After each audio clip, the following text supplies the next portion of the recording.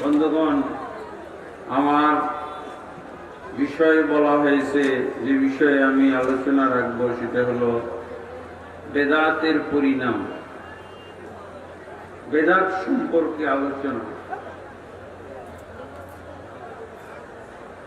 এই বেদাত এমন একটা বিষয়, এই বিষয় ছাড়া আল্লাহর ইসলামকে আপনি খুঁজে পাবেন না। আল্লাহর যে ইসলাম আমাদের জন্য নাজিল করেছেন, এই ইসলাম দুনিয়াতে মোটেও টিকতে পারবে না, মোটেও এই ইসলাম দুনিয়াতে থাকতে পারবে না যদি আমরা বেদাতকে না চিনি। বেদাতকে বলা যেতে পারে ইসলামের বিকল্প পথ, ইসলাম বিরোধী। এক একটা জিনিস বিরোধী হয় না। যেমন ধরেন, এই আলোর বিপরীত কি? অন্ধকার, তাই না?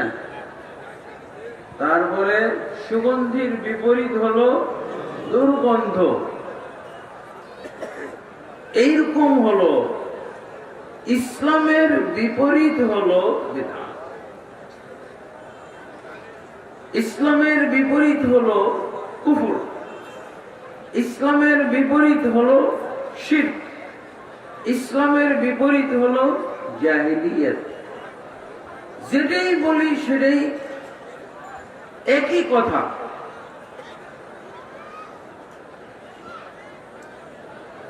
অর্থাৎ বেদাত হলো ইসলামের বিপরীত জিনিস। আর এই বেদাতের মাধ্যমে অতীতে সমস্ত নবীদের দিন ধর্ম সব ধ্বংস হয়েছে। আমাদের নবী সাল্লাল্লাহু আলাইহি ওয়াসাল্লাম যে দিন রেখে গেছেন, এই দিনও ধ্বংস হয়ে যাবে এই বেদাতের কারণে। বেদাত মানে কি? বেদাত শব্দের তো অনেক সংজ্ঞা আছে, বেদাতের বহু সংজ্ঞা আছে। যারা বেদাত বিশেষজ্ঞ, যারা আকীদা বিশেষজ্ঞ, যারা ইসলামের পণ্ডিত, তারা বিভিন্নভাবে সংজ্ঞা দান করেছে। ওই সংজ্ঞাগুলো দিয়ে আমরা হয়তো সময় কুলাইতে পারবো না। এই জন্য ডাইরেক্ট আল্লাহর সংজ্ঞা আর রাসূলুল্লাহ সাল্লাল্লাহু আলাইহি ওয়াসাল্লামের সংজ্ঞা দিয়েই বেদাত চিহ্নিত করব ইনশাআল্লাহ, তাই না? বেদাত চিহ্নিত করার জন্য আল্লাহ তাবারক ওয়া তাআলা আমাদেরকে একটি আয়াত দিয়েছেন, সূরা আল মায়েদার 3 নম্বর আয়াত। এই আয়াতে কি আছে? আল্লাহ বলছেন, 3 নম্বর আয়াতের অংশ বিশেষ।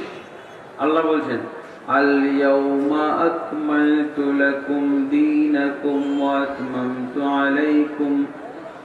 আতমামতু আলাইকুম নি'মাতি ওয়া রাদিতু লাকুম আল ইসলাম দীনা। এই আয়াতটা অত্যন্ত পরিচিত আয়াত। এই আয়াতে আল্লাহ কি বলছেন?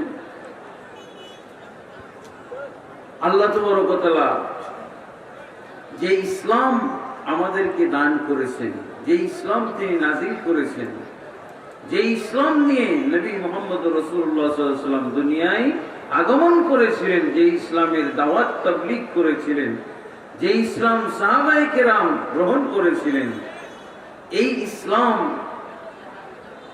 ইসলামের আল্লাহ প্রশংসা করেছেন। এই আয়াতের ভিতরে এই ইসলামের প্রশংসা করেছেন। কি প্রশংসা?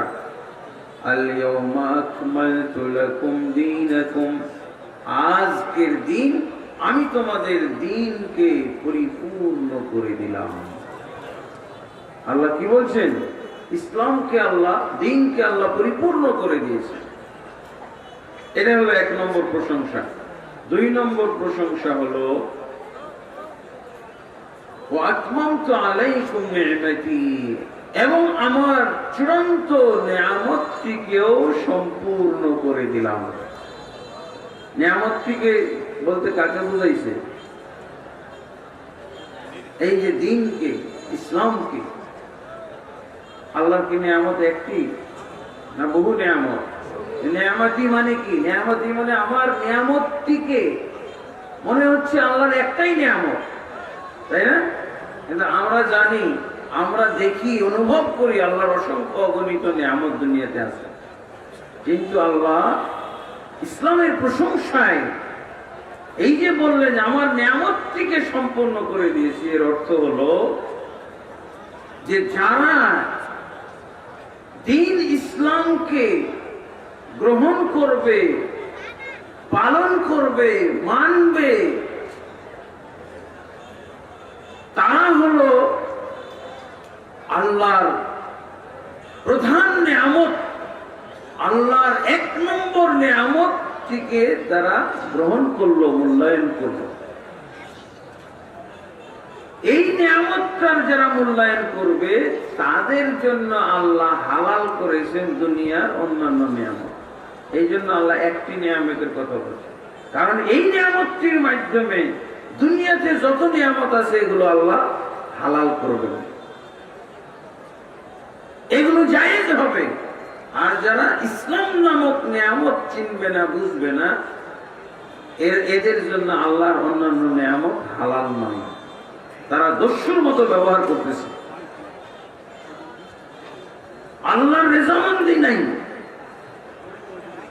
এই জন্য আল্লাহ বলছে আমার নিয়ামতটিকেও সম্পূর্ণ করে দিলাম।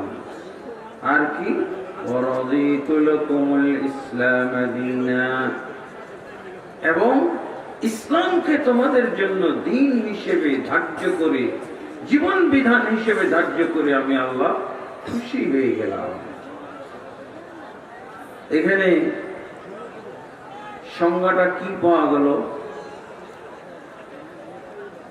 এখানে আল্লাহ তাবারক ওয়া তাআলা ইসলাম সম্পর্কে বলছেন যে ইসলাম পরিপূর্ণ, পরিপূর্ণ। তাহলে এখান থেকে বেদাত কিভাবে আপনি পাবেন?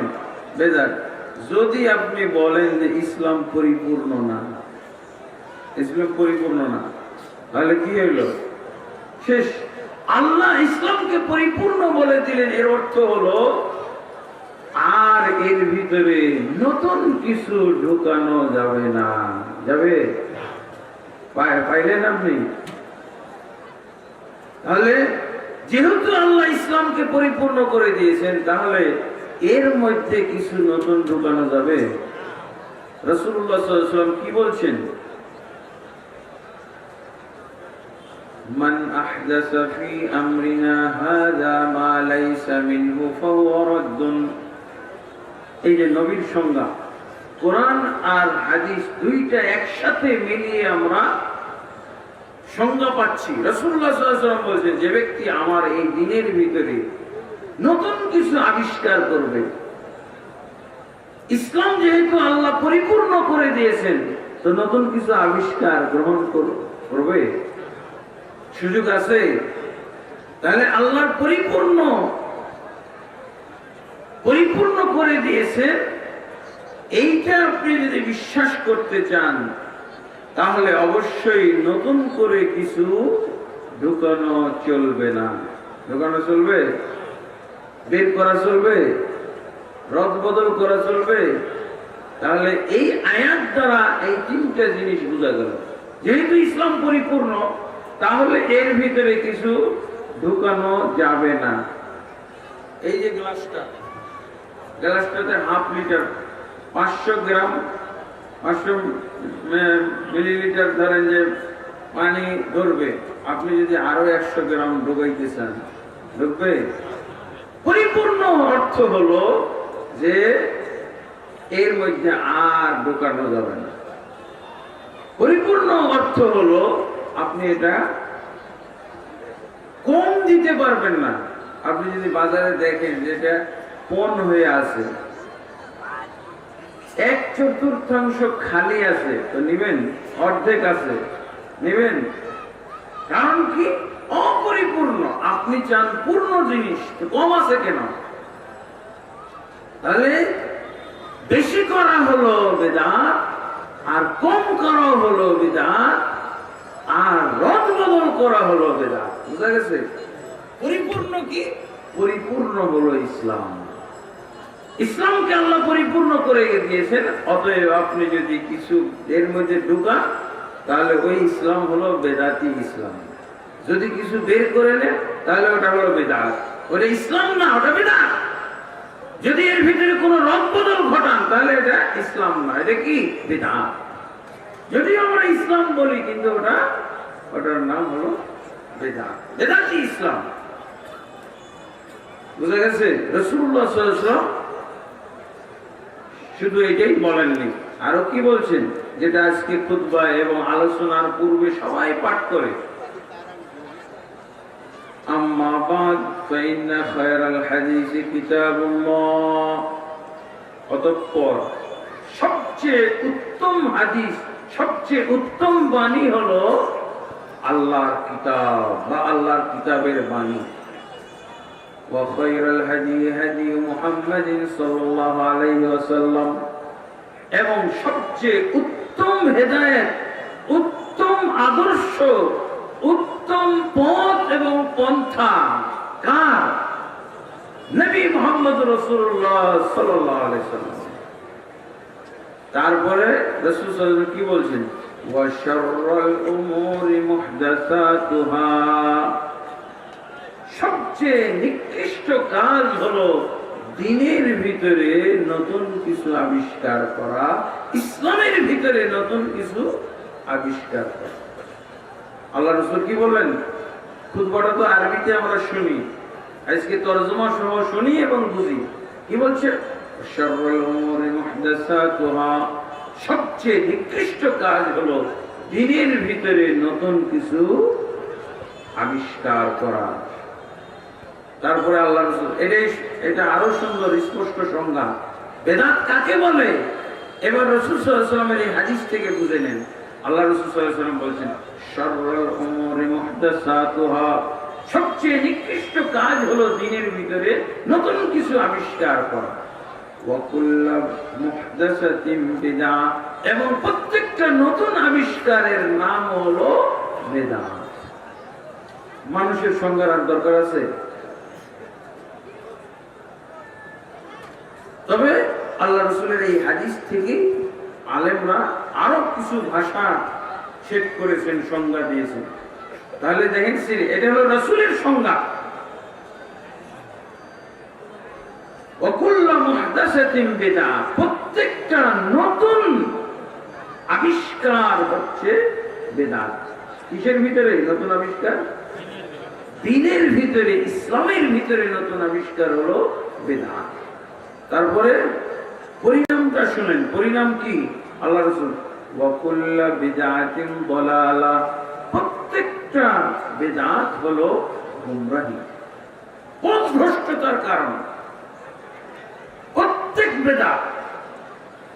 ওয়া কুল্লু দালালাতিন ফিন্নার। এবং প্রত্যেকটা গোমরাহি, যখন সে গোমরাহি মানে পথভ্রষ্টতা। কিসের থেকে পথভ্রষ্ট? জান্নাত থেকে পথভ্রষ্ট। জান্নাত থেকে পথভ্রষ্ট হলে কোথায় চলে যাবে? জাহান্নামের পথ। জাহান্নামের তার পরিণাম হলো জাহান্নাম, জাহান্নামের আগুন। ওয়াজ তো শেষ। এবার বলেন রাসূলুল্লাহ সাল্লাল্লাহু আলাইহি ওয়াসাল্লাম তাহলে বেদাত কাকে বলছেন? শাররুল উমুর। সবচেয়ে নিকৃষ্ট কাজ হলো নতুন আবিষ্কার। নতুন আবিষ্কার দুই ধরনের হইতে পারে। নতুন আবিষ্কার তো শিরক হইতে পারে, নতুন আবিষ্কার বেদাত হইতে পারে। শিরক হলো বেদাতের একটা অংশ। বেদাত কাকে বলা হয়? নতুন আবিষ্কারকে। ধর্মের ভিতরে, দ্বীনের ভিতরে নতুন আবিষ্কার, এটাকে বেদাত বলা হয়। তাহলে বেদাত। আল্লাহ রাসূল সাল্লাল্লাহু আলাইহি ওয়াসাল্লামের যুগে মাজার ছিল, মাজারে সেজদা দেওয়া ছিল। আল্লাহ রাসূলকে মাজারে সেজদা দাও এটা বলেছেন, পীর পূজা করতে বলেছেন, মাজার, দরগাহ, দরবার এগুলো বানাইতে বলছেন, এগুলো কি ছিল? এগুলো কি? এগুলো সব শিরক বিভাগ। এগুলো হলো বেদাতের শিরক বিভাগ, শিরকের জগৎ। বুঝেছেন? তাহলে আল্লাহ রাসূল সাল্লাল্লাহু আলাইহি ওয়াসাল্লাম যে বললেন শাররুল উমুরি মুহদাসাতুহা, সবচেয়ে নিকৃষ্ট কাজ হলো দ্বীনের মধ্যে নতুন আবিষ্কার করা। আবিষ্কারটা শিরকও হইতে পারে। আল্লাহ রাসূল সাল্লাল্লাহু আলাইহি ওয়াসাল্লাম তার নিজের কবর সম্পর্কে তিনি বলে গেছেন, আল্লাহর কাছে দোয়া করেছেন, উম্মতকে সতর্ক করেছেন, সাহাবায়ে কেরামকে সতর্ক করেছেন, এবং পাশাপাশি আল্লাহর কাছে আল্লাহ রাসূল দোয়া করেছেন। কি দোয়া? আল্লাহুম্মা লা তাজআল কবরি ওয়াসানান ইউবাদ। হে আল্লাহ, তুমি আমার কবরকে দেবতায় পরিণত করে দিও না, যার ইবাদত করা হবে। কি বলছেন আল্লাহ রাসূল সাল্লাল্লাহু আলাইহি ওয়াসাল্লাম? হে আল্লাহ, তুমি আমার কবরকে দেবতায় পরিণত করে দিও না, যে কবরের ইবাদত করা হবে। কবর দেবতা হয়, এটা সাহাবায়ে কেরাম বুঝতেন না, কিন্তু আমাদের বুঝতে বাকি নেই। হ্যাঁ, বুঝেছেন? কবর কেন্দ্রিক, কবর যে দেবতা হয়ে যায়। আমাদের বাংলাদেশে মুসলমানদেরকে এগুলো ওয়াজ করে বোঝানোর দরকার নেই, এগুলো দেখা আছে সবার। আপনারা কেউ গিয়েছেন না? ঢাকায় গেছেন, গুলিস্তানে গেছেন, গুলিস্তানে যাইতে দেখানোর কি সুন্দর ব্যবস্থা করা হয়েছে, যেদিক দিয়ে আপনি তোয়াফও করতে পারবেন। হ্যাঁ, তোয়াফ করেও তো, রিক্সা নিয়ে তোয়াফ, বুঝেছেন? তোয়াফের ব্যবস্থা আছে। গোলাপ শাহর মাজার, ওখানে দেখবেন কি ইখলাস, শিরকের প্রতি ইখলাস, শিরকের প্রতি ইখলাস। কতগুলো হতভাগা মুসলমান তারা হাত তুলে দোয়া করতেছে, চোখ দিয়ে পানি, অশ্রু গড়িয়ে গড়িয়ে পড়তেছে, শিরক করে ইখলাসের সাথে, আর ইবাদত করে বেদাতের সাথে। হ্যাঁ, শিরক করে ইখলাসের সাথে, খাঁটি ভাবে শিরক করে, আর ইবাদত করে বেদাতের সাথে। বুঝেছেন না? কথাটা বুঝতে কঠিন হয়েছে নাকি? শিরক করে ইখলাসের সাথে, আন্তরিকতার সাথে, একেবারে মন খুলে শিরক করে। মসজিদে এই লোককে দোয়া করতে দেখেছি, ওর চোখ দিয়ে পানি বের হয় না, কিন্তু যখন বাবার কাছে গেছে, তখন বাবা একটা সন্তান দাও, বাবা চাকরি দাও, বাবা আমার অসুখ ভালো হয় না, অসুখ ভালো করে দাও, বাবা এই মেয়ে দাও, ছেলে দাও। শিরক করে বুঝে বুঝে ইখলাসের সাথে, আর ইবাদত করে না বুঝে, আর করলেও বেদাত সহকারে করে, করলে বেদাত সহকারে। এইগুলো মুসলমান। আল্লাহ রাসূল সাল্লাল্লাহু আলাইহি ওয়াসাল্লাম দেখছেন, এই কবরটা দেবতা হয়ে যায়।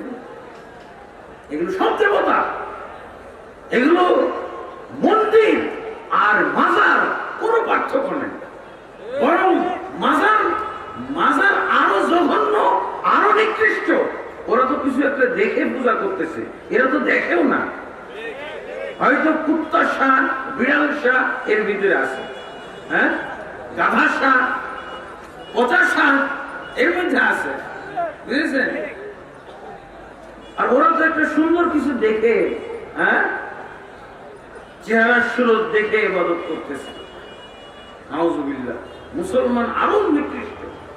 এই যে তথাকথিত এইসব মুসলমান মাজারওয়ালারা, এরা মূর্তিওয়ালাদের চাইতে জঘন্য। এই কাজ যেখানে ইসলাম থাকে ওখানে এগুলো থাকতে পারে না, ইসলাম নেই যেখানে, ওইখানে এগুলো থাকতে পারে। তো আল্লাহ রাসূল সাল্লাল্লাহু আলাইহি ওয়াসাল্লাম বলছেন, ওয়া শাররুল উমুরি মুহদাসাতুহা, সবচেয়ে নিকৃষ্ট কাজ হলো দ্বীনের ভিতরে নতুন আবিষ্কার। এগুলো নতুন আবিষ্কার, কারণ এর ভিতরে নতুন আবিষ্কারের মধ্যে এক নম্বরে শিরক, শিরক কুফরি। আল্লাহ রাসূল সাল্লাল্লাহু আলাইহি ওয়াসাল্লাম এইভাবে উম্মতকে সতর্ক। তারপর আল্লাহ রাসূল সাল্লাল্লাহু আলাইহি ওয়াসাল্লাম মৃত্যুর সময় আল্লাহর কাছে বারবার বদদোয়া করতেছিলেন, বদদোয়া। আল্লাহ রাসূল সাল্লাল্লাহু আলাইহি ওয়াসাল্লাম মৃত্যুর আগে এই অবস্থা হতো, কখনো চেতন কখনো অচেতন, বেহুশ হয়ে গেছেন, আবার হুঁশ ফিরে এসেছে। সহিহ বুখারী মুসলিম অন্যান্য হাদিস গ্রন্থে পাওয়া যায়, আয়েশা রাদিয়াল্লাহু আনহা বর্ণনা করছেন যে রাসূলুল্লাহ সাল্লাল্লাহু আলাইহি ওয়াসাল্লাম যখনই তিনি সংজ্ঞা ফিরে পেতেন, যখনই হুঁশ আসতো, তখনই উনি একটা বদদোয়া করতেন, কি লানাতুল্লাহি আলাল ইয়াহুদি ওয়ান নাসারা ইত্তাখাযু কুবুর আমবিয়াইহিম মাসাজিদা। আল্লাহর লানত বর্ষিত হোক ইহুদি এবং নাসারাদের উপরে, কারণ এরা তাদের নবীদের কবরগুলোকে মসজিদে রূপান্তরিত করেছে, মসজিদে পরিণত করেছে। এই বদদোয়া আল্লাহ রাসূল কতবার যে করেছে মৃত্যুর আগে। আয়েশা রাদিয়াল্লাহু আনহা বলছেন যে আল্লাহ রাসূল সাল্লাল্লাহু আলাইহি ওয়াসাল্লামের এই বদদোয়া থেকেই আমরা বুঝে ফেলেছিলাম যে আল্লাহ রাসূল সাল্লাল্লাহু আলাইহি ওয়াসাল্লাম মৃত্যুর পর তার কবরকে হেফাজত করতে বলছেন আমাদের। আমরা যেন তার কবরকে হেফাজত করি, যাতে করে মুহাম্মদ সাল্লাল্লাহু আলাইহি ওয়াসাল্লামের কবরটাও দেবতায় রূপান্তরিত না হয়, যাতে করে মুহাম্মদ সাল্লাল্লাহু আলাইহি ওয়াসাল্লামের কবরও ওই ইহুদি নাসারাদের নবীদের মতো সিজদার জায়গায় পরিণত করা না হয়। এটাই আমরা বুঝেছিলাম বারবার আল্লাহ রাসূলের এই বদদোয়া থেকে। আয়েশা রাদিয়াল্লাহু আনহা বলছেন, লাউলা যালিকা লা উবরিজা কবরুহু, যদি আল্লাহ রাসূল সাল্লাল্লাহু আলাইহি ওয়াসাল্লাম বারবার এই বদদোয়া না করতেন, তাহলে আমরা আল্লাহ রাসূলকে কবর দিতাম প্রকাশ্য স্থানে, অর্থাৎ বাকি কবরস্থানেই আমরা কবর দিতাম। কিন্তু এই বদদোয়া শোনার কারণে আমরা আল্লাহ রাসূলের কবর হেফাজত করার জন্য বাড়িতে দিয়েছি, আয়েশা রাদিয়াল্লাহু আনহা ঘরে দিয়েছি, যাতে করে কেউ সিজদা দিতে আসতে না পারে। বাড়ির ভিতরে থাকবে, গেট লাগা থাকবে, দরজা বন্ধ থাকবে, কেউ যেন সিজদা দিতে না পারে, কেউ যেন এখানে এসে গুড়গুড় না করতে পারে, দোয়া না করতে পারে, আল্লাহ রাসূলের কাছে কিছু প্রার্থনা না করতে পারে। আল্লাহর কাছে যেভাবে দোয়া করেন, এইভাবে যখন কোনো কিছুর কাছে, একটা বালুর ঢিবির কাছে দোয়া করেন, তাহলে সেটা দেবতায় পরিণত হয়ে যায়। রাসূলুল্লাহ সাল্লাল্লাহু আলাইহি ওয়াসাল্লাম আদী বিন হাতেমকে বলেছিলেন, যখন উনি খ্রিস্টান ধর্ম থেকে ইসলামে দীক্ষিত হলেন, তখন আল্লাহ রাসূল আদী বিন হাতেমকে কি বলেছিলেন? তার গায়ে, তার গলায় একটা ক্রুশ চিহ্ন ঝুলন্ত দেখেছিলেন, চেন, ওই চেনে ক্রুশ চিহ্ন ঝুলানো ছিল। তা আল্লাহ রাসূল কি বলেছেন?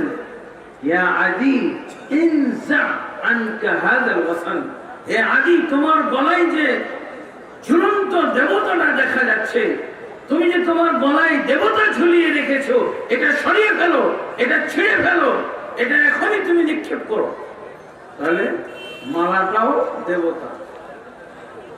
মালার ব্যাপারে যদি আকীদা পোষণ করা হয়, যদি মাজারে যদি আকীদা পোষণ করা হয় যে মাজারওয়ালা কিছু দিতে পারে, মাজারওয়ালা কিছু উপকার করতে পারে, কিছু দান করতে পারে, আমাকে দেখছে, সাহায্য করতে পারে, তাহলে ওইটা কি দেবতা বানিয়ে ফেলা হলো। আলহামদুলিল্লাহ, আল্লাহর রাসূল সাল্লাল্লাহু আলাইহি ওয়াসাল্লাম যে দোয়া করেছেন, সেই দোয়াটা দুই ভাবে আল্লাহ কবুল করেছেন। এক তো তার কবরকে হেফাজতের ব্যবস্থা করা হয়েছে, আজও পুলিশ পাহারা দেয়। কি পাহারা দেয়? রাসূলুল্লাহ সাল্লাল্লাহু আলাইহি ওয়াসাল্লামের কবরে শিরকি কোনো কাজ কেউ করতে পারে না। আলহামদুলিল্লাহ, আমারও এক মদিনা ইউনিভার্সিটিতে পড়ার সময় সুযোগ হয়েছিল আল্লাহ রাসূল সাল্লাল্লাহু আলাইহি ওয়াসাল্লামের কবর হেফাজতের ডিউটি করা। তো তখন দেখেছি কত নমুনার যে মানুষ শিরক করতে আসে কবরে। আল্লাহ রাসূলের কবরে তাদের বিভিন্ন নমুনা দেখে বুঝতে পেরেছি, তার মানে এরা আগে থেকে অভ্যস্ত। এরা তো প্রধান মাজার পাইছে, আল্লাহ রাসূলের মাজারকে তারা প্রধান মাজার মনে করে, তাই না? যদি যদুমধু পীর সাহেবদের মাজারেই যদি এত কিছু করা যায়, তাহলে প্রধান মাজার পৃথিবীর মধ্যে, সেই মাজারে কি করা লাগবে? অনেকে অনেক করতে দেখেছি। বাংলাদেশের হাজি, বিভিন্ন আরব দেশের হাজিরা এসেও শিরক করে। একজন এসে আমাদের উপরে খেপে গেল। কেন খেপে গেল? বলছে, তোমরা আল্লাহ রাসূলের মতো ব্যক্তির কবর তওয়াফ করার কোন ব্যবস্থা রাখেনি। আল্লাহ রাসূলের কবর তওয়াফ করবে, তো সেই ব্যবস্থা, সুব্যবস্থা নাই। রাসূলের কবর কি তওয়াফ করা যাবে নাকি? কোন কবর তওয়াফ করা জায়েজ আছে? তওয়াফ করা আল্লাহর ইবাদত না?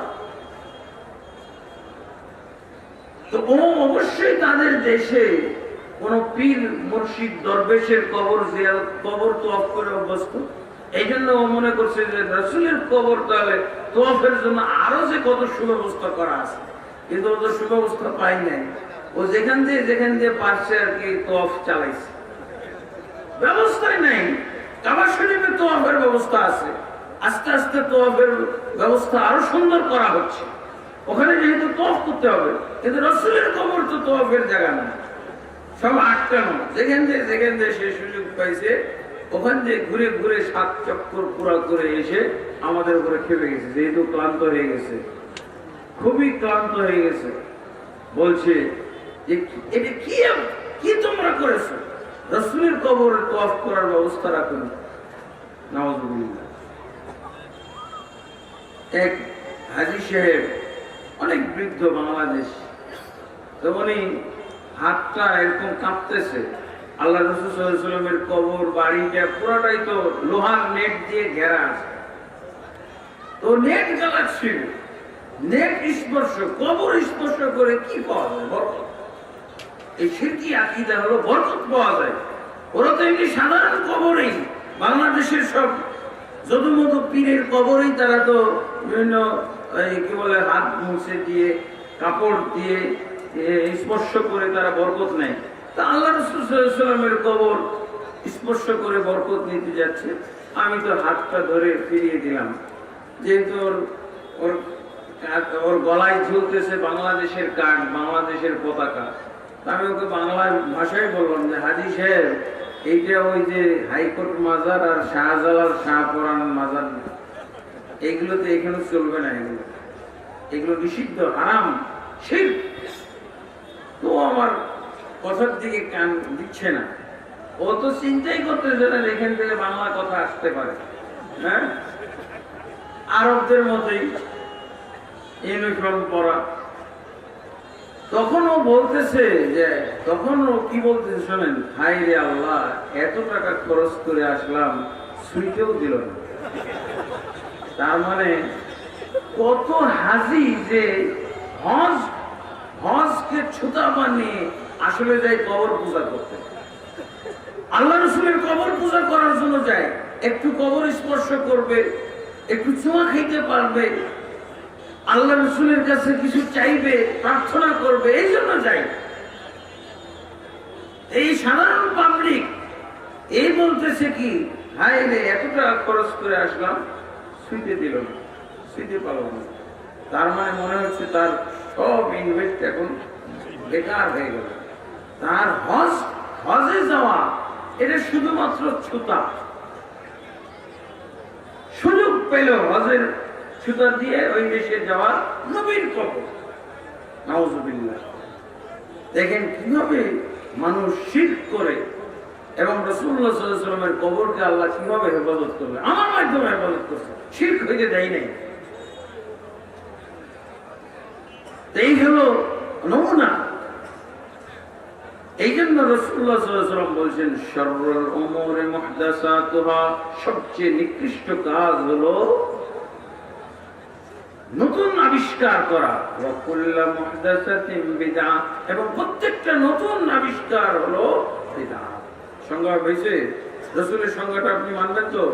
তাহলে আর আপনি নতুনত্ব আনবেন না? হ্যাঁ, নতুনত্ব আসে কিভাবে? নতুনত্ব সৃষ্টি করার 3টা পয়েন্ট। কয়টা পয়েন্ট? বাড়াইলে নতুন হয়, কমাইলে নতুন হয়, আর রদ বদল করলে নতুন হয়। বাংলাদেশে প্রায় 99,000 বুঝেছেন, অথবা আরো বেশি মুসলমান এই দেশে এই 3টা কাজ করে। 3টা কাজ করে কোনটা? এই দেশে আল্লাহ যে পরিপূর্ণ ইসলাম আমাদেরকে দিয়েছেন, এই পরিপূর্ণ ইসলাম পালনকারী মুসলমান লক্ষে একজন আছে কিনা সন্দেহ। তার কারণ হলো কি, তারা বাড়াবে, তারা কমাবে, তারা রদ বদল করবে। রদ বদল এই তিনটা কাজ করলে কি থাকে, আল্লাহর ইসলাম আপনার থেকে বিদায় নিয়ে নেবে। বাড়াইলে আল্লাহর ইসলাম বিদায় হয়ে যাবে, কমাইলেও আল্লাহর ইসলাম বিদায় হয়ে যাবে। রদ বদল করলো আল্লাহর ইসলাম আপনার মধ্যে আর থাকবে না। তখন কি হয়ে যাবে, দেশি ইসলাম, বাংলাদেশি ইসলাম। আল্লাহর ইসলাম বাংলাদেশি ইসলাম কিভাবে হয়, যদি আপনি কিছু বাড়াই দেন, যদি কমাই দেন। বাড়ানো কমানোর এই খেলা আমাদের গোটা ভারতবর্ষে চলতেছে। আর যখন ইসলামে এই তিনটা জিনিস ঢুকে যাবে, তখন আর মুসলমান এক থাকবে না। মুসলমান কি হবে, মুসলমান দলে দলে বিভিন্ন গোত্রে গোত্রে বিভক্ত হয়ে যাবে, আর খুঁজে পাওয়া যাবে। এই জন্য আল্লাহ তাবারক ওয়া তাআলা ইসলামকে পরিপূর্ণ করে দিয়েছেন। আর কেউ এখানে হাত দিতে পারবে না, কারো হাত ধোয়ার সুযোগ নাই। রাসূলুল্লাহ সাল্লাল্লাহু আলাইহি ওয়াসাল্লাম আরেকটা হাদিসের মধ্যে স্পষ্ট করে বলে দিয়েছেন, তিনি ইযা হাদাসতুকুম হাদিসান ফালা তাজিদান্না আলাই। মুসনাদ আহমদ এবং তাবরানীর মধ্যে হাদিসটি এসেছে, হাদিসটি সহিহ। আল্লামা আলবানী রাহমাতুল্লাহ আলাইহি 612 পৃষ্ঠা প্রথম খণ্ডে 612 পৃষ্ঠায় এটা নিয়ে আসছেন।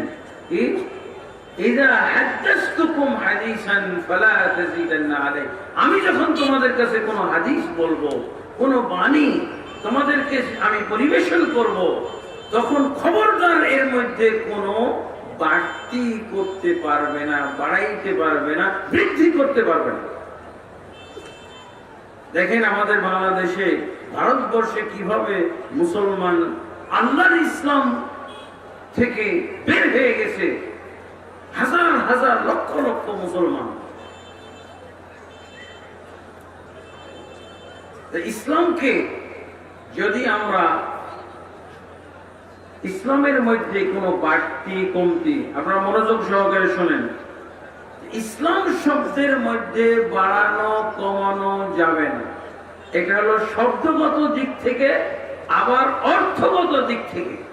শব্দগত দিক থেকে যদি আপনি বাড়ান, তাহলে ইসলাম আর পাবেন না। কি হবে, আল্লাহর ইসলাম আপনার কাছ থেকে ফসকে যাবে, তখন বেদাতি ইসলাম হয়ে যাবে, ওটা দলীয় ইসলাম হয়ে যাবে। ইসলাম শব্দে বাড়ানো যাবে না, ইসলামের অর্থ বাড়ানো যাবে না। বুঝা গেছে? শব্দে বাড়াইলেও হবে, অর্থে বাড়াইলেও আল্লাহর ইসলাম নষ্ট হয়ে যাবে। শব্দে বাড়ানো যেমন, শব্দটা, ইসলাম শব্দটা একটা শব্দ না দুইটা শব্দ বলেন তো? একটা শব্দ। এই শব্দটা অক্ষর কয়টা? 5টা অক্ষর না? 5টা অক্ষর। এই 5 অক্ষরওয়ালা যে ইসলাম আমাদেরকে আল্লাহ দান করেছেন, এই ইসলামের মধ্যে বাড়ানো যাবে না। 2 অক্ষর কি বলে, কমানো যাবে না, 2 অক্ষর বাড়ানো যাবে না। এমনি ভাবে শব্দ বাড়ানো যাবে না। ইসলামের মধ্যে যদি শব্দ আপনি বাড়ান, তাহলে কি হবে, আল্লাহর ইসলাম আর থাকবে না। আর আল্লাহর ইসলাম যখন থাকবে না, তখন মুসলমান আর এক থাকবে না, মুসলমান বিভক্ত হয়ে যাবে। যেমন ধরেন যে, আমি যদি উদাহরণস্বরূপ বলি, ইসলামী জামাত, ইসলামী জামাত যখন বললাম, ইসলাম শব্দের পরে একটা জামাত শব্দ বাড়াইছি না? এটা কি বাড়িয়েছি? এখন ইসলামী জামাত, আপনারা কে কে ইসলামে তো সবাই আছেন আমি জানি, কিন্তু ইসলামী জামাতে কারা আছেন? ইসলামী জামাতে কারা আছেন? হয়তো কেউ নাই। আজকে তাহলে ইসলামী জামাতের সদস্য গঠন শুরু হবে। তাহলে একটা দল হলো। কিভাবে দলটা হইল? ইসলাম শব্দে আল্লাহ এক শব্দ দ্বারা এই ধর্মের নামকরণ করেছেন, আর আপনি 2 শব্দ যখনই বসাই দিলেন, তখন কি হলো, এক শব্দওয়ালাটা হলো আল্লাহর ইসলাম, আর 2 শব্দওয়ালাটা আকরামুজ্জামানের ইসলাম। বুঝা গেছে? বাড়ানোর কারণে কি হয়ে গেল, ইসলাম ভিন্ন হয়ে গেল। আল্লাহর ইসলাম এখন হয়ে গেল আক্রমণের ইসলাম। আপনারা কে কে ইসলামী জামাতের মধ্যে আসবেন বলেন? বুঝছে এটা কি সুন্নাত না বেদাত হইল? আল্লাহ তো বলছেন ইসলাম পরিপূর্ণ করে দিয়েছেন, আর ইসলামকে পরিপূর্ণ করে দিলেন। আর ইসলামের মধ্যে পরিপূর্ণ ইসলামের মধ্যে বাড়াইলে কি হয়? বেদাত হয়। কি হয়? আল্লাহ রাসূল সাল্লাল্লাহু আলাইহি ওয়াসাল্লাম বলেছেন শাররুল উমুরি মুহদাসাতুহা, ইসলামের মধ্যে নতুন কিছু আবিষ্কার করা হলো নিকৃষ্ট কাজ হলো। এখন আমি আরেকটা কাজ করি, জামাত শব্দটাকে ইসলাম শব্দের আগে নিয়ে আসি। কি হবে বলেন না আপনারা? জামাতে ইসলাম এই দল আরেকটা দল হয়ে গেল না? ইসলাম সবাই মানে, কিন্তু জামাত ইসলাম তো সবাই মানে না। ইসলাম হলো আল্লাহর ধর্ম, কিন্তু জামাত ইসলাম আল্লাহর ধর্ম না, এটা মানুষরা বানাইছে। বুঝা গেছে? এগুলো ভাই বুঝতে হবে কিভাবে। আপনি যদি আল ইসলাম ইসলামের মধ্যে থাকেন, আপনাকে বিভক্ত কেউ করতে পারবে না। বেদাতের মাধ্যমে বিভক্ত হয়, নতুনত্বের মাধ্যমে বিভক্ত হয়, দলাদলি হয়, কেউ বিভক্ত করতে পারবে? সবাই আমরা বলবো যে আমরা ইসলাম মানি, আর কিছু মানি না। ইসলামী জামাতও মানি না, আর জামাত ইসলামও মানি না। আর বাংলাদেশে কি এই দুইটাই শব্দ পাওয়া যায়? আর পাওয়া যায় না? খেলাফতে ইসলাম, এটা একটা বাড়তি না? আপনারা তো ইসলাম মানেন, কিন্তু খেলাফতে ইসলামে কি সবাই আছেন? সবাই থাকলে সমস্যাটা কি? সবাইকে থাকতে দিলা না কেন? এই বাড়তি শব্দ যোগ করার মাধ্যমে সবাই ইসলাম মানে, কিন্তু কিছু লোক ভিন্ন হয়ে গেল, আলাদা হয়ে গেল। খেলাফতে ইসলাম, ওরা কি? আমরা তো ইসলাম মানি, কিন্তু খেলাফতে ইসলাম মানি নাকি? আমরা ইসলাম মানি, কিন্তু ইসলামী জামাত সবাই মানি নাকি? আমরা তো ইসলাম মানি, কিন্তু জামাত ইসলাম সবাই নাকি? ভাই এই শব্দগুলো আপনি যোগ করলেন কেন? তাহলে তো সবাই থাকতে পারতাম, সবাই আল্লাহর ইসলামে থাকতে পারতাম। এই শব্দগুলো যোগ করে তো সর্বনাশ করে দিয়েছে। তারপরে নিজামে ইসলাম, তারপরে আরে ভাই খুলে গেছে না, জটলা খুলে গেছে তো, মাথা খুলে গেছে এখন। হ্যাঁ, বেদাত বুঝতে পারতেছেন? বেদাত বনাম ইসলাম, বেদাত যে ইসলামের বিপরীত, এটা বুঝতে পারছেন? বেদাত মানে সংযোজন, বেদাত মানে বিয়োজন, বেদাত মানে হলো রদবদল, চেঞ্জিং, তাগয়ীর, পরিবর্তন করা। কিয়ামতের দিন রাসূলুল্লাহ সাল্লাল্লাহু আলাইহি ওয়াসাল্লাম নিজের কিছু উম্মতকে বিতাড়িত করবেন। প্রথমে বিতাড়িত করবে কারা? ফেরেশতারা। ফেরেশতারা বলবেন, আল্লাহ রাসূল হাউজে কাউসারে। আপনারা কি সময় আমার বক্তব্য বুঝতেছেন? না বুঝলে সর্বনাশ। হ্যাঁ, আল্লাহর ইসলাম চেনানো হচ্ছে, মানুষের ইসলাম, দেশি ইসলাম, ভারতীয় ইসলাম, আর আল্লাহর ইসলাম। আল্লাহর ইসলাম আজও এই অবস্থায় আছে। আপনারা, আমি জানি এখানে শত শত লোক হয়তো মিডল ইস্টে মক্কা মদিনায় আপনারা চাকরি করেছেন, না হলে হজ উমরাতে তো গেছেন। আপনারা একজন বলে দিবেন যে ওই দেশে ইসলামের সাথে এরকম কোন শব্দ সংযোজন করে কোন দল এবং কোন সংগঠন আছে কিনা? নাই। তারা ইসলাম বুঝেছে, তারা আল্লাহর ইসলামে আছে। আর আমরা কিসে আছি? আমরা নিজামে ইসলামে আছি, আমরা খেলাফতে ইসলামে আছি, আমরা জামাতে ইসলামে আছি, আমরা হেফাজতে ইসলামে আছি। আছি না? হেফাজতে ইসলাম। আপনারা ইসলাম মানেন, কিন্তু সবাই হেফাজতে ইসলাম নাকি? এদেশে আছে হেফাজতে ইসলাম? শব্দ সংযোজন করা। আপনি যে বেদাত শিখলেন, আপনি যে ঈমান আনলেন, সূরা মায়েদার 3 নম্বর আয়াতে আপনি শিখলেন ইসলামকে আল্লাহ কমপ্লিট করে দিয়েছেন, ইসলাম পরিপূর্ণ হয়ে গেছে। ইসলাম শব্দটাকেই তো আপনি খেলতামাশার বিষয় বানিয়ে নিয়েছেন। ইসলাম শব্দটাই তো নিয়ন্ত্রণে রাখেননি, আপনি অনিয়ন্ত্রিত করে ফেলেছেন। দেখছেন বেদাতের মাধ্যমে কিভাবে ইসলাম হারিয়ে যায়। আমাদের মানতে হবে আল্লাহর ইসলাম। এই কথাটা ঠিক তো, আপনার ইসলাম সবাই মানে, কিন্তু সবাই খেলাফতে ইসলাম না, সবাই নিজামে ইসলাম না, সবাই ইসলামী আন্দোলন না। আমাদের দেশে কিছু কিছু আলেম যারা সুন্নত বেদাত বুঝে না, তারা ঐক্য করার চেষ্টা করলো। ঐক্য কিভাবে করবে? বলছে আসেন আমরা তাহলে ঐক্য জোট করি। বললো কি? ইসলামী ঐক্য জোট। শব্দ কয়টা? 3টা শব্দ। এখন ইসলামী ঐক্য জোটেরও অনেক ভাগ। ইসলামী ঐক্য জোট ক, ইসলামী ঐক্য জোট খ, ইসলামী ঐক্য জোট গ, ইসলামী ঐক্য জোট কি? বেদাত। ভারতবর্ষের মুসলমান, বাংলাদেশের মুসলমান, বড় বড় আলেম, মুফতি, মুহাদ্দিস, এরা ইসলাম বুঝে? সৌদি আরবে, মক্কা, মদিনায় এখনো আইন যে আপনি ইসলাম শব্দের আগে পিছে কোন শব্দ বসাইতে পারবেন না। শব্দ বসানো হলো মৃত্যুদণ্ডযোগ্য অপরাধ। অপরাধ না? দেখছেন ইসলামকে নিয়ে কি সিনেমিনি খেলা হচ্ছে, মুসলমানদেরকে কিভাবে দিশেহারা করা হচ্ছে। একটা শব্দ মানে ইসলামের অনেক বড় ক্ষতি, অনেক বড় ক্ষতি। এটাকেই বেদাত বলা হয়। বেদাত কাকে বলবেন? শাররুল উমুরি মুহদাসাতুহা, সবচেয়ে নিকৃষ্ট কাজ। নতুন আবিষ্কার হয়ে গেল না? ইসলামই নতুন আবিষ্কার। ইসলাম নামকরণটাই ধ্বংস করে ফেলেছেন। ইসলামের নামই ঠিক না। আপনার নাম আব্দুল্লাহ, যদি আব্দু বলি আপনাকে আর বুঝাবে? শেষ।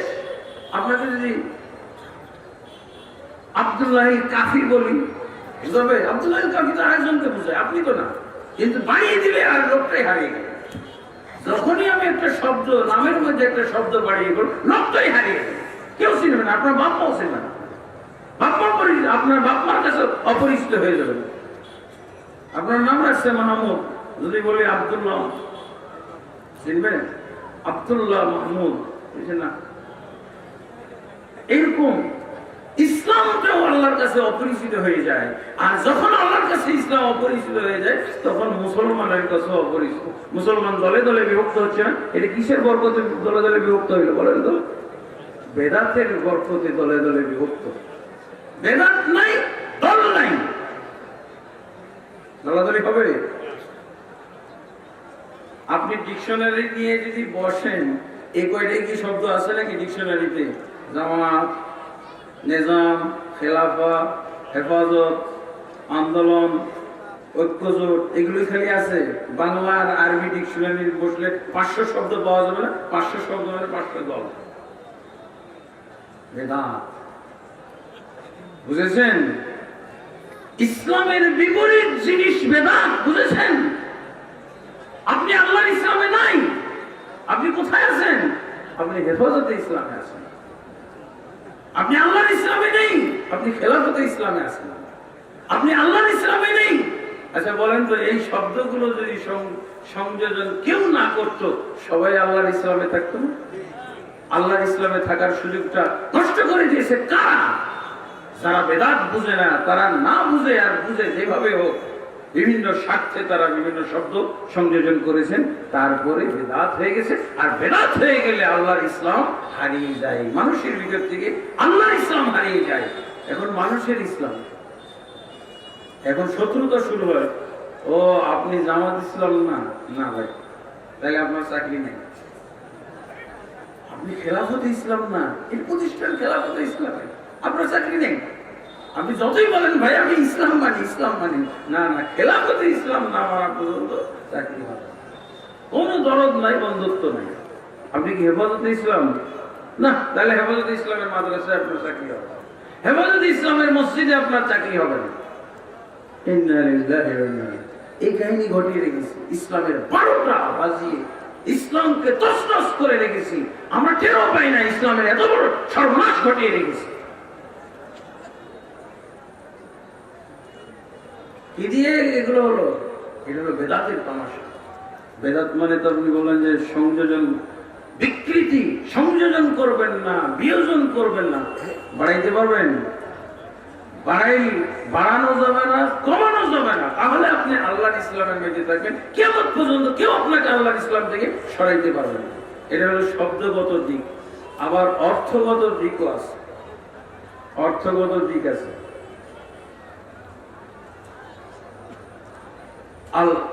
এটা বাড়ানো কমানোর অনেক সাইড আছে। সংখ্যার দিক দিয়ে বাড়ানো কমানো, পরিমাণের দিক দিয়ে বাড়ানো কমানো। সংখ্যার দিক দিয়ে বাড়ানো কমানো দেখবেন, সংখ্যার দিক দিয়ে আল্লাহ রাসূল সাল্লাল্লাহু আলাইহি ওয়াসাল্লাম আমাদেরকে কয়টা ঈদ দিয়ে গেছেন বলেন তো? আরেকটা আছে সাপ্তাহিক ঈদ, ঈদুল জুমা। আর এই মাসটা চতুর্থ ঈদের মাস চলছে। কিসের মাস? চতুর্থ ঈদ। এটা কি বাড়তি না কমতি? আল্লাহর ইসলামে ছিল এটা। সেদিন আল্লাহ তাবারক ওয়া তাআলা বলেছে, আল-ইয়াউমা আকমালতু লাকুম, আজকের দিন তোমাদের জন্য তোমাদের দিনকে পরিপূর্ণ করে দিলাম।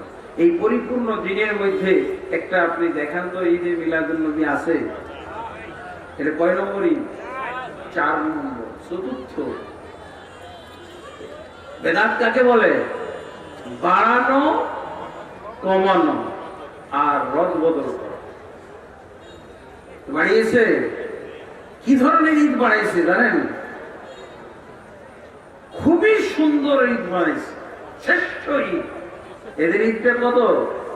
নবী বলছে সকল ঈদের সেরা ঈদ নবীজির জন্ম ঈদ। বুঝেছেন? ওরা কি কোন ঈদ পালন করে? শ্রেষ্ঠ ঈদ পালন করে। কারা?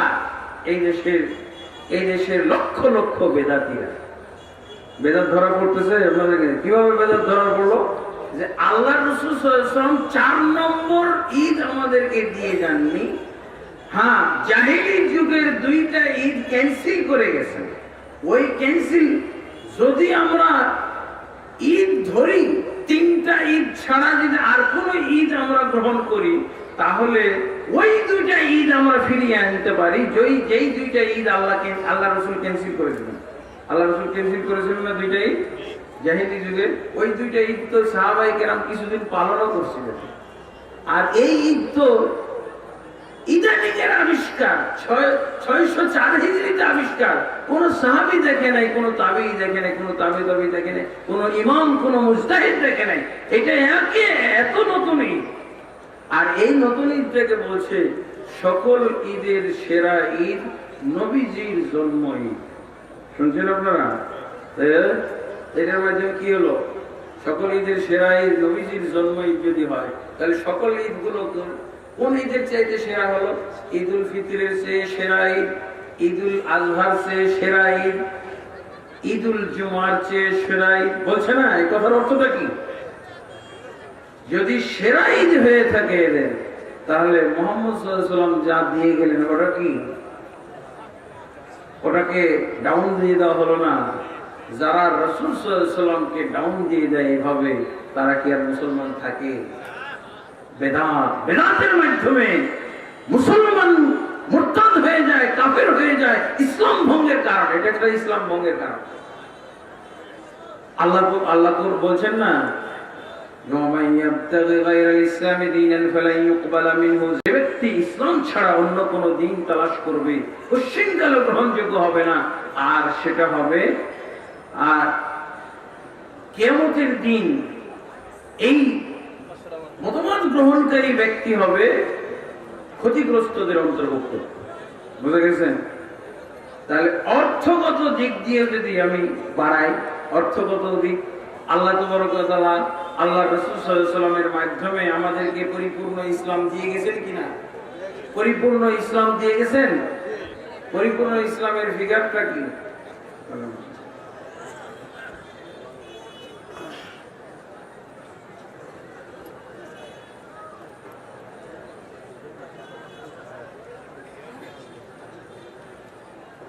আলহামদুলিল্লাহ।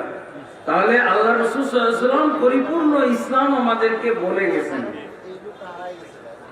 পরিপূর্ণ ইসলাম আপনারা বলতে পারবেন? পরিপূর্ণ ইসলামের ফিগার, সংজ্ঞা বলেন, বলতে পারবেন? আল ইসলাম। জিবরিল আলাইহিস সালাতু ওয়াস সালাম আল্লাহ রাসূলকে জিজ্ঞেস করেছিলেন না, মাল ইসলাম, ইসলাম কি? আল্লাহ রাসূল জবাব দিয়েছিলেন। কি জবাব দিয়েছিলেন? বলেছিলেন, أن تشهد أن لا إله إلا الله وأن محمد رسول الله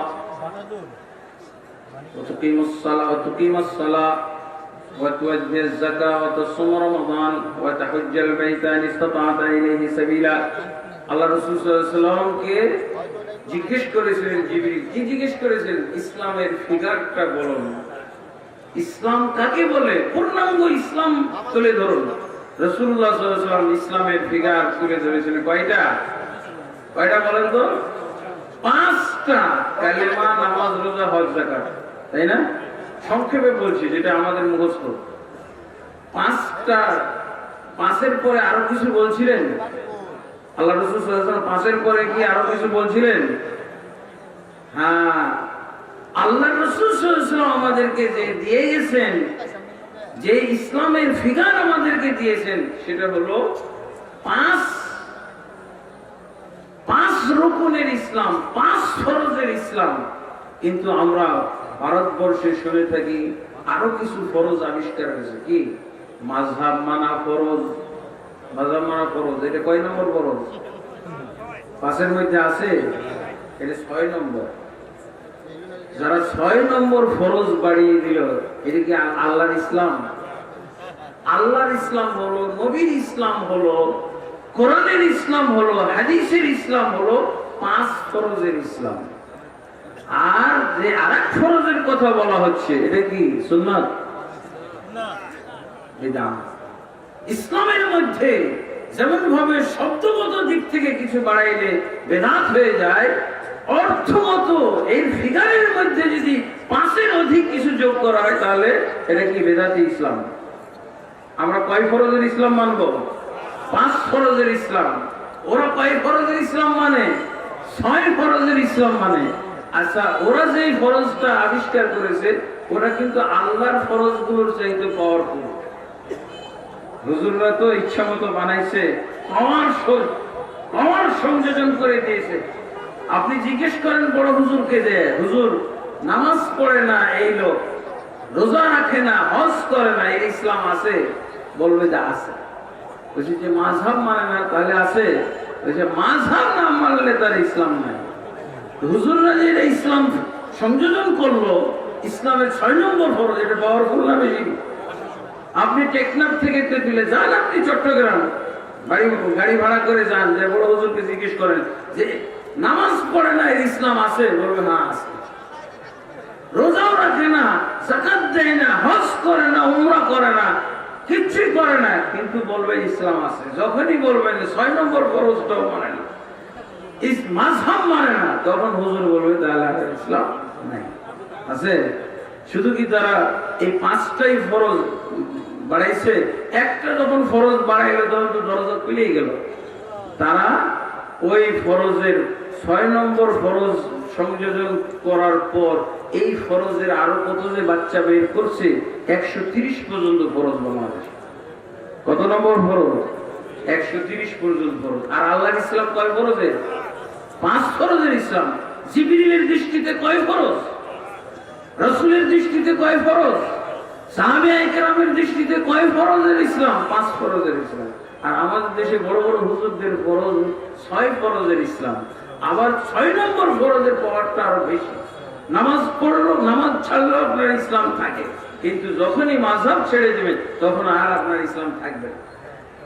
আবার এর বাচ্চাও বের হয়েছে, এই ফরজের বাচ্চা 130 ফরজ বের হয়েছে।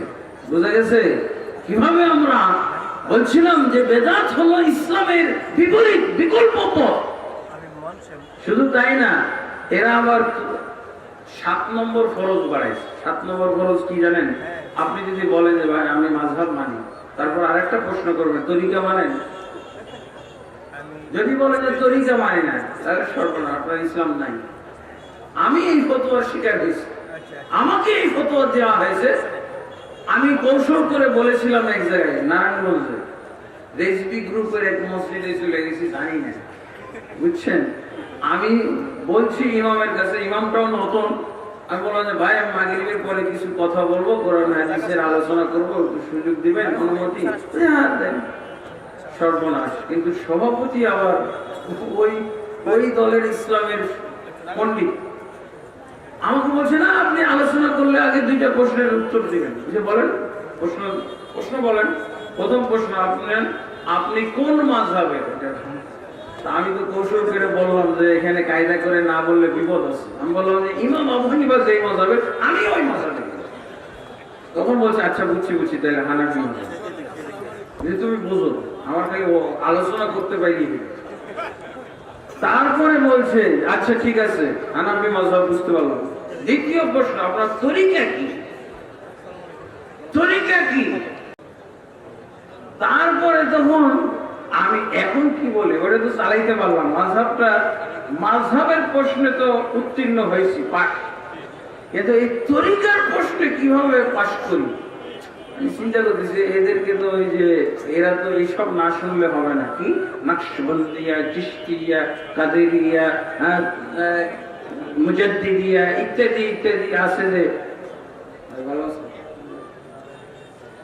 তো এগুলো না বললে তো হবে না। এগুলো তো মুখ দিয়ে আনতে পারি না। আমি আল্লাহর উপরে ভরসা করে বলে দিলাম মুহাম্মদী তরিকার লোক, মুহাম্মদী তরিকা বলে ফেলছে। এগুলো তো বলার সুযোগ নাই, বলতে পারবো? হ্যাঁ, কাদের তরিকা নাকি? আমি তো মুহাম্মদী তরিকা। তো আমি এটাই বলছি। সাথে সাথে 3 বার কাফের বলে বলছে আমি মসজিদ থেকে বের হন। কি বলছে? যে কাফের 3 বার বলছে। এটা স্বয়ং আমাকে বলছে কাফের বলে আমাকে বললো যে না। দেখছেন তাহলে এটা 5 নম্বর ফরজ, 7 নম্বর। আবার এইসব বাড়তি ফরজ, বেদাতি ফরজ গুলোর আবার বাচ্চাও বের করা হয়। কি বাচ্চা? দেখবেন আরেক পীর সাহেব গবেষণা করে এই তরিকা ফরজ বাড়াইছে 126। এই তো আপনাদের মুখস্থ আছে। তাহলে 7ম ফরজের আবার বাচ্চা আছে 126 পর্যন্ত। আচ্ছা, এরকম কোন ফরজ বাড়ানোর কোন সুযোগ আছে? এই দলিলটা আপনারা জেনে নেন। দলিল কি? রাসূলুল্লাহ সাল্লাল্লাহু আলাইহি ওয়াসাল্লাম 3 দিন কিয়ামুল লাইল, তারাবি কিয়ামুল লাইল 3 দিন জামাত সহ পড়াইছেন। আমার মনে আছে সহিহ বুখারী, মুসলিম সব হাদিস গ্রন্থের মধ্যে পাওয়া যায় যে আল্লাহ রাসূল সাল্লাল্লাহু আলাইহি ওয়াসাল্লাম কিয়ামুল লাইল 3 রাত জামাত সহ পড়াইছেন। 4র্থ রাতে আর আল্লাহ রাসূল বের হন। রাসূল 5 ফরজের পরে যার কোন ফরজ হয় না তার দলিল শুনেন, দলিলটা কাজে লাগাবেন। তো 4র্থ রাতে আল্লাহ রাসূল সাল্লাল্লাহু আলাইহি ওয়াসাল্লাম আর বের হলেন না। কিন্তু ওই রাতে মদিনাতে আর কেউ বাড়িতে ছিল না, সবাই মসজিদে উপস্থিত। মসজিদে লোক ধরে না, লোকারণ্য, বিরাট সমাগম। কিন্তু আল্লাহ রাসূল সাল্লাল্লাহু আলাইহি ওয়াসাল্লাম আর 4র্থ রাতে কোনো কিয়ামুল লাইলের জামাত করেন। তিনি বেরই হননি বাসা থেকে। ফজরের পর বললেন যে তোমরা এই যে এত ব্যাপকভাবে উপস্থিত হয়েছিলে মসজিদে, আমি কিন্তু টের পেয়েও আমি বের হয় নাই। কেন জানো? আমার ভয় হয়ে গেল, আশঙ্কা হলো যে একটা নফল সালাত তোমরা যে উৎসাহ উদ্দীপনা সহকারে পড়া শুরু করেছো, আমার আশঙ্কা হলো যে আল্লাহ এটা ফরজ করে দিতে পারেন। এই জন্য আমি আর ঘর থেকে বের হয় নাই। রাসূল না থাকলে কার উপরে ফরজ হবে? আল্লাহ রাসূল তাহলে এই যে 6ষ্ঠ নম্বর ফরজের আশঙ্কা দেখা গেছিল, 6 নম্বর ফরজ জিবরিল আলাইহিস সালামের মাধ্যমে তো 5 ফরজ হয়েছে না? জিবরিল আলাইহিস সালাম 5 ফরজের ইসলামকে অ্যাটেস্টেড করে গেছেন না? কি বলেছিলেন? অ্যাটেস্টেডের ভাষাটা সাদাক্তা, মুহাম্মদ আপনি সঠিক বলেছেন, সত্য কথা। অ্যাটেস্টেড করা 5 ফরজের ইসলাম, এটা অ্যাটেস্টেড করা জিবরিল অ্যাটেস্টেড করে গেছেন। 6 ফরজের ইসলাম আল্লাহ জিবরিল অ্যাটেস্টেড করেননি। কি বলছেন? সাদাক্তা, মানে এই পর্যন্ত ইসলাম। আমরা ইসলামকে পরিপূর্ণ করে দিয়েছেন আল্লাহ। এই হলো পরিপূর্ণ ইসলামের চিত্র। দেখেছেন কয় ফরজের মাধ্যমে পরিপূর্ণ হয়েছে? 5 ফরজের মাধ্যমে। আর আল্লাহ রাসূল সাল্লাল্লাহু আলাইহি ওয়াসাল্লাম তিনি জীবিত না থাকলে, উপস্থিত না থাকলে কোনো ফরজ হয় না। আল্লাহ রাসূল এটা প্রমাণ দিয়েছেন যে 6ষ্ঠ ফরজ হওয়ার আশঙ্কা আমি করেছিলাম, এই কিয়ামুল লাইল জামাত সহকারে ফরজ হয়ে যাওয়ার আশঙ্কা করেছিলাম, এই ফরজটাকে আমি রদ করে দিয়েছি অনুপস্থিত থাকার মাধ্যমে। আল্লাহু আকবার। রাসূল রুমে দরজা বন্ধ করে থেকে গেলেন, রুমের মধ্যে গোপন থেকে গেলেন। এতে কি হলো? আল্লাহ রাসূলের চেষ্টা 6ষ্ঠ ফরজ রোধ করবে। ষষ্ঠ ফরজ রোধ করে দিলেন না? তাহলে কি বোঝা গেল যে রাসূলের পরে আর কোনো ফরজ হইতে পারে? দলিল পাইলেন। যারা মাযহাব নামক এই ফরজ সংযোজন করেছে ইসলামে, তারা অনেক সময় লামাযহাবী বলে গালি দেয়, জানেন? আর কি বলে, যারা মাযহাব মানে না ওরা নাকি জারদ সন্তান। আমরা ওদেরকে জারদ সন্তান বলবো না। আল্লাহ রাসূল সাল্লাল্লাহু আলাইহি ওয়াসাল্লামের মৃত্যুর পর কোন ফরজ যদি হয়ে থাকে ওটা জারদ ফরজ। বুঝা গেছে? জারদ যারা মানে তাদেরকে আমরা জারদ বলছি না, ওরা বলে আমাদেরকে যারা মাযহাব মানে তারা জারদ। আমরা বলি যে রাসূলের মৃত্যুর পর কোন ফরজ যদি দুনিয়াতে আসে ওটা জারদ ফরজ। রাসূলুল্লাহ সাল্লাল্লাহু আলাইহি ওয়াসাল্লাম অনুপস্থিতির মাধ্যমে ফরজ রোধ করেছেন। সেদিন কি করেছিলেন?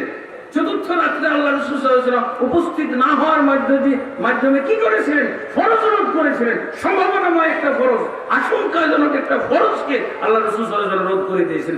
আজও আপনি যদি বলেন যে ফরজ হইতেই আছে, হ্যাঁ, নাউযুবিল্লাহ। যদি একজনের স্বামী মারা যায় তারপরে যদি বাচ্চা হইতেই থাকে, সর্বনাশ না? কি বলবেন এইসব বাচ্চাগুলোকে? হ্যাঁ, ফরজও জারজ হইতে পারে। কিভাবে? রাসূলের মৃত্যুর পর।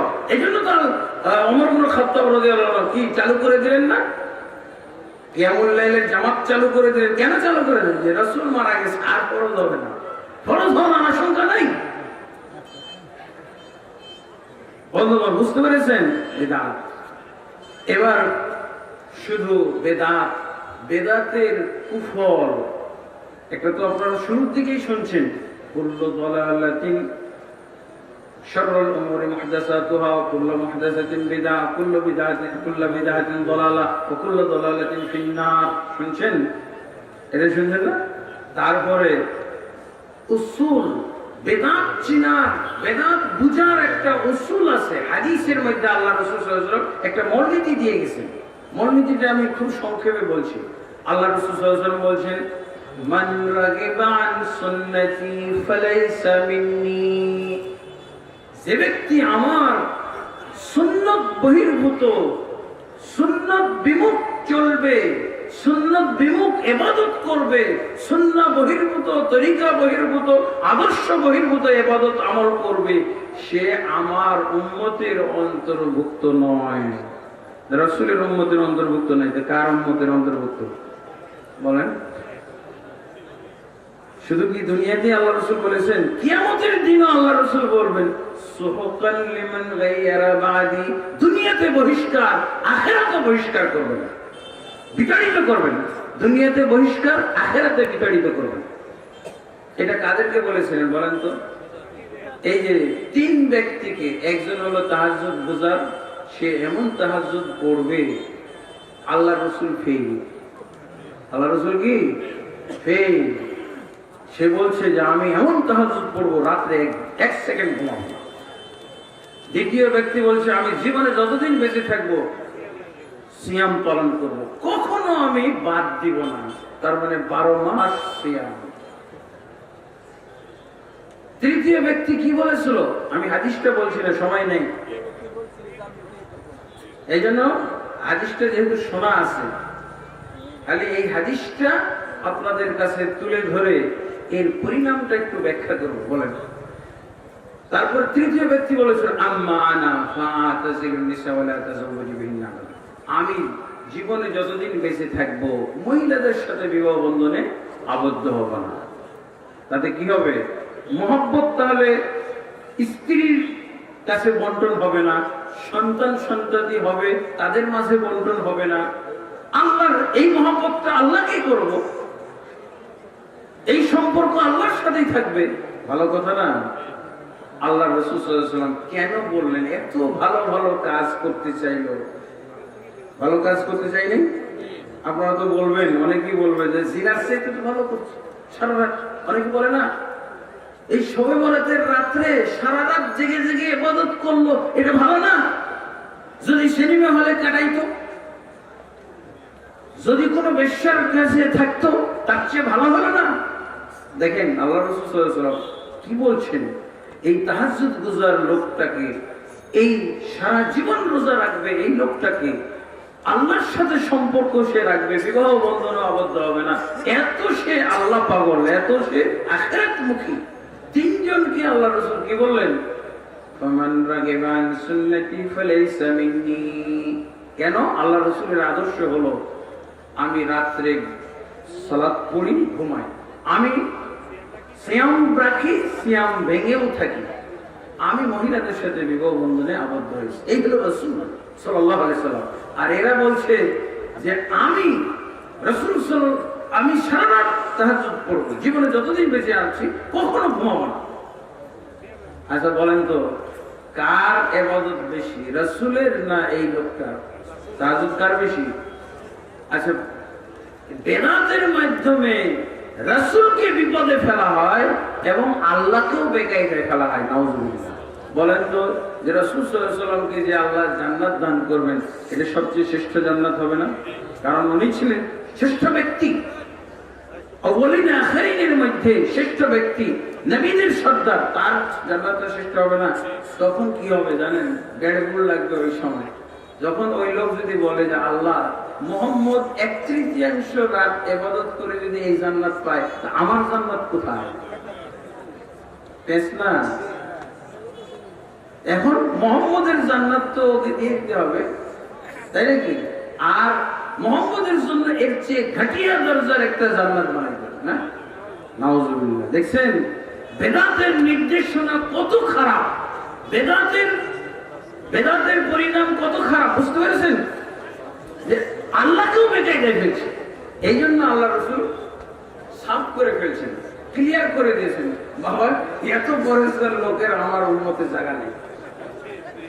এটা রাসূলের বিরুদ্ধে ষড়যন্ত্র, এটা আল্লাহর বিরুদ্ধে ষড়যন্ত্র। বেদাত মানে আল্লাহর বিরুদ্ধে ষড়যন্ত্র, বেদাত মানে রাসূলের বিরুদ্ধে ষড়যন্ত্র। বুঝেছেন? তাও এই বেদাতটা কোথায়? নফলে বেদাত। তাহাজ্জুদ নামাজ নফল না? রাসূলও নফল পড়ে, এই লোকও নফল পড়বে, কিন্তু এই লোক সারা রাত নফল পড়বে, রাসূলের চেয়ে বেশি। আচ্ছা, ফরজে যদি বেদাত হয়, অনেকেই বলে বেদাতকেও কি খুঁটি নাকি বলে, বেদাত তো খুঁটি না। আরে বাবা, নফলে বেদাত করলে যদি ফালাইসা মিন্নি হয়, তাহলে ফরজে বেদাত করলে কি হবে? যারা ফরজ বাড়াই দিছে, 6 নম্বর ফরজ, 7 নম্বর ফরজ, 8 নম্বর ফরজ, এদের তো হাদিসই নাই। ফালাইসা মিন্নি আছে? হ্যাঁ, ফালাইসা মিন্নি এদের ক্ষেত্রে তো বলে নাই, তার ক্ষেত্রে বলেছিলেন যারা নফলে বেদাত করেছো, যারা ফরজে বেদাত করলো, তাদের ব্যাপারে কি হইতে পারে আল্লাহ ভালো জানে। মারাত্মক কথা, তাই না বন্ধুগণ? তাহলে এবার আপনারা বলেন তো, যারা বলল সকল ঈদের সেরা ঈদ নবীজির জন্ম ঈদ, হ্যাঁ, ওরা তো বলে নাই যে আমরা নবীর চেয়ে শ্রেষ্ঠ। এই জন্য আলহামদুলিল্লাহ আমার সার্টিফিকেট এসে গেছে। তো বুঝতে পেরেছেন? তাই নফলে যদি বেদাত করে, তার যদি পরিণাম এরকম হয়, ফালাইসা মিন্নি, আমার উম্মতের অন্তর্ভুক্ত নয়, তো কার উম্মতের অন্তর্ভুক্ত থাকবে ভাই? আপনি যা ইচ্ছা বললেন, হাদিস ওয়ালা হারাজ। ইবলিসের উম্মতে থাকতে পারে, শয়তানের উম্মতের মধ্যে থাকতে পারে। রাসূলের কি উম্মতে নেওয়ার উপায় আছে? রাসূল নিজের জান্নাত হারাবে?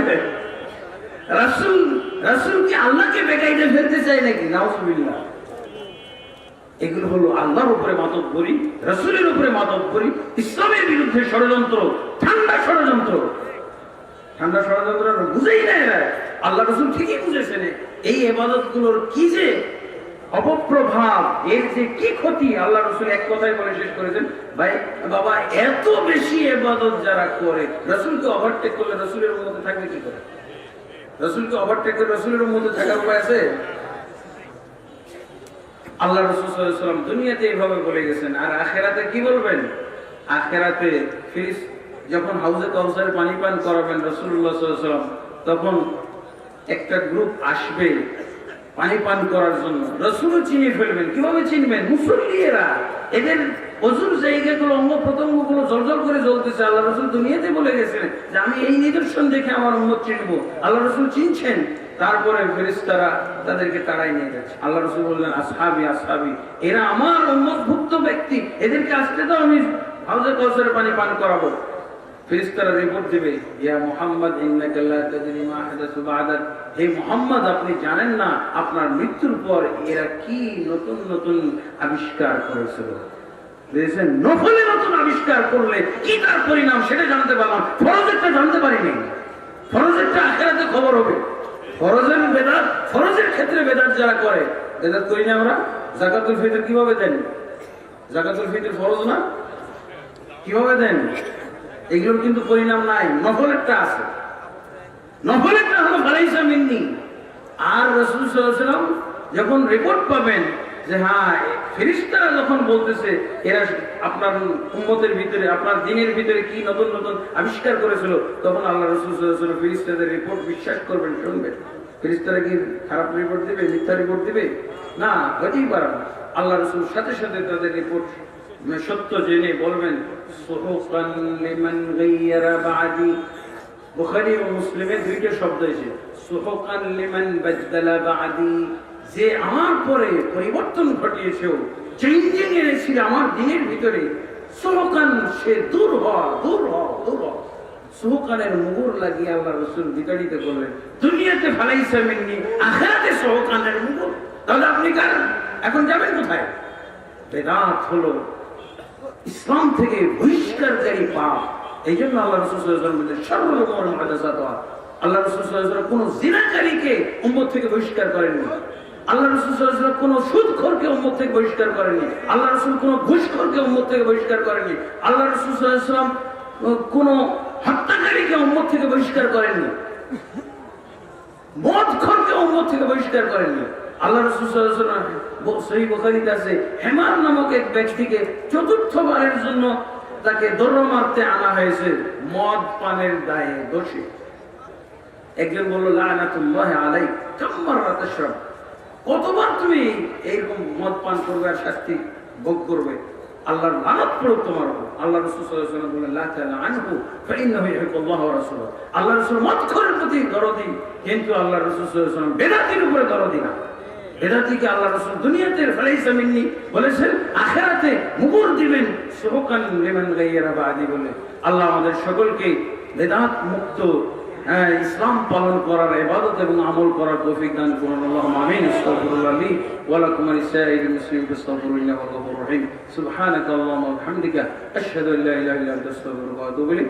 আসসালামু আলাইকুম ওয়া রাহমাতুল্লাহি ওয়া বারাকাতুহু।